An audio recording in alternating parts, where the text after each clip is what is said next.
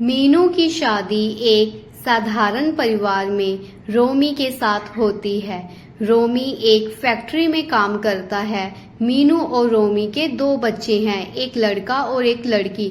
लड़का 5 साल का है जिसका नाम आयुष है और लड़की 3 साल की है, लड़की का नाम रितिका है। मीनू के सपने बड़े बड़े हैं, पर सपनों को जीने के लिए पैसे भी तो चाहिए। मीनू सोचती है कि उसका घर महल जैसा हो और 3-4 गाड़ियां हो, आगे पीछे नौकर हो और नौकर पूरा दिन मैडम जी करके ना थके। रोमी मीनू से बहुत प्यार करता था, पर उसके सपने पूरे नहीं कर सकता था। रोमी जिस फैक्ट्री में काम करता था, उस फैक्ट्री की बॉस एक लड़की थी जो रोमी को बिल्कुल भी पसंद नहीं करती थी। उसे रोमी के काम करने का ढंग बिल्कुल भी अच्छा नहीं लगता था, क्योंकि रोमी किसी के दबाव में आकर काम नहीं करना चाहता था। वो अपनी मर्जी से काम करता था। धीरे धीरे उसकी बॉस रेनू को उसकी ईमानदारी अच्छी लगने लगी और दोनों की आपस में दोस्ती हो गई। कई बार रेनू रोमी के घर फैक्ट्री के काम के लिए भी आने लग पड़ी, पर रोमी ने रेनू को मना कर दिया कि जो भी काम हो फैक्ट्री में आप मुझे बता दीजिए, घर आने की कोई जरूरत नहीं है।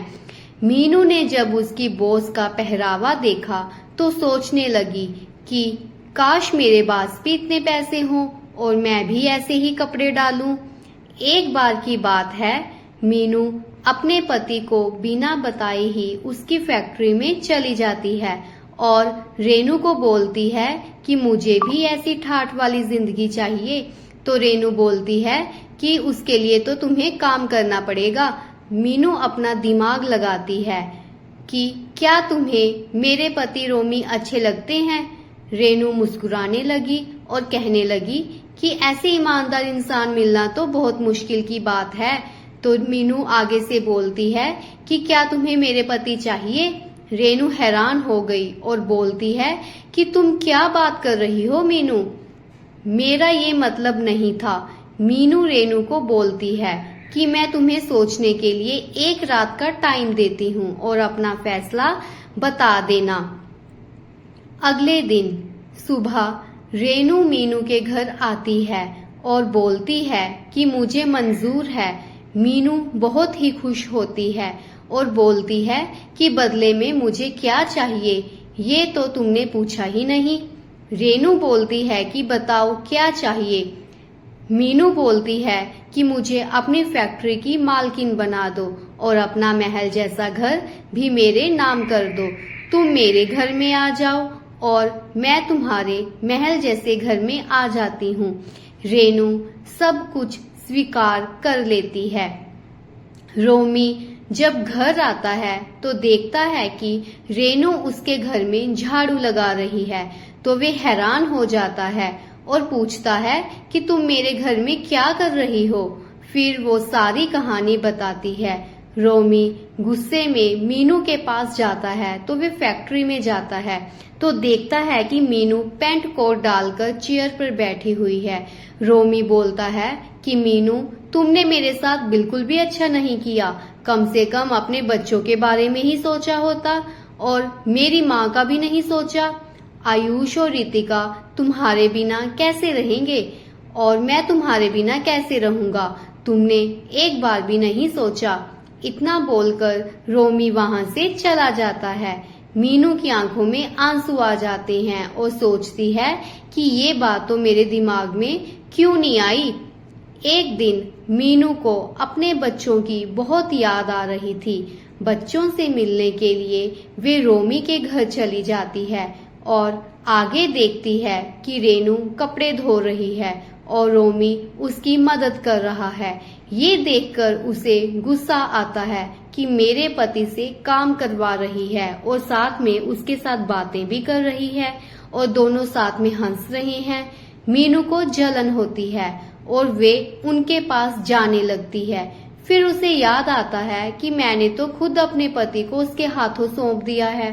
वे रोते हुए वापस चली जाती है थोड़े दिनों में ही उसे अपने पति और अपने बच्चों की याद आने लग पड़ती है।